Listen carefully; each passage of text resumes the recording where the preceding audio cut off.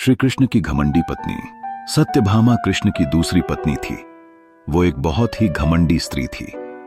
उसका ये मानना था कि वो सबसे सुंदर और सबसे अमीर स्त्री थी, क्योंकि उसके पिता एक बहुत ही धनवान व्यक्ति थे। सत्यभामा जितने और जो रत्न और आभूषण और संपत्ति चाहती थी, वो सब उसके पास थे। स्वाभाविक रूप से घमंड उसकी एक बड़ी समस्या थी। एक बार कृष्ण के जन्मदिवस के अवसर पर सत्यभामा ने सोचा कि वो सबको दिखाएगी कि वो कृष्ण को कितना प्यार करती है। तो उसने तय किया कि वो कृष्ण के वजन जितना सोना शहर के लोगों में बांटेगी। इसे तुलाभार कहते हैं। ये मंदिरों में होता है।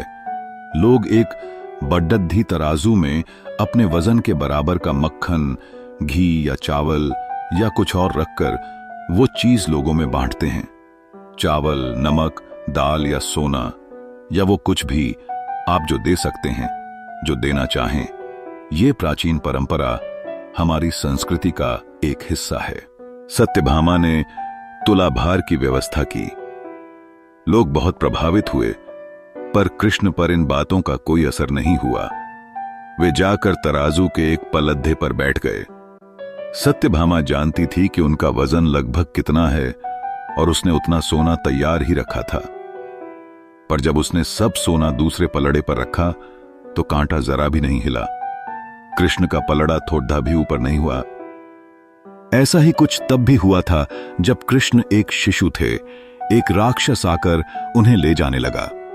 तब कृष्ण ने अपना वजन इतना बढ़ा लिया कि राक्षस वहीं गिर पड़ा और कृष्ण ने उसके ऊपर बैठकर उसे कुचलकर मार डाला।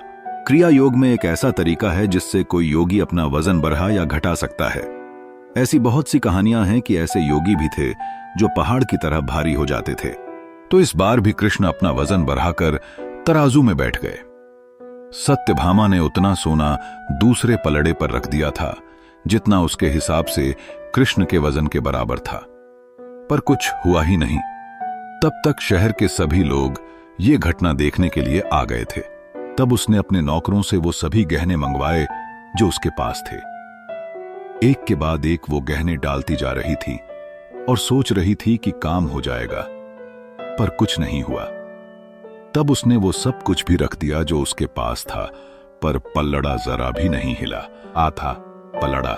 वो रोने लगी क्योंकि ये सब उसके लिए बहुत शर्मजनक था। सारा शहर देख रहा था और उसके पास पर्याप्त सोना नहीं था। वो जो हमेशा अपनी संपत्ति के बारे में इतनी घमंडी थी, उसके पास पर्याप्त सोना नहीं था और उसे समझ में नहीं आ रहा था कि वो क्या करे।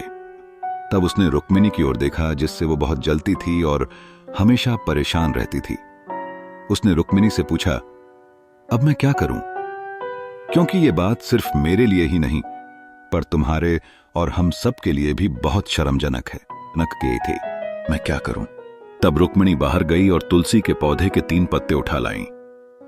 जैसे ही तुलसी के वे पत्ते उसने तराजू के दूसरे पलड़े पर रखे, कृष्ण का पलड़ा तुरंत ही ऊपर आ गया। सीख हमें कभी भी अहंकार नहीं करना चाहिए, क्योंकि भगवान सर्वशक्तिमान हैं। वीडियो अच्छी लगी हो तो मेरे चैनल को लाइक और सब्सक्राइब करके कृपया मुझे सपोर्ट कीजिए।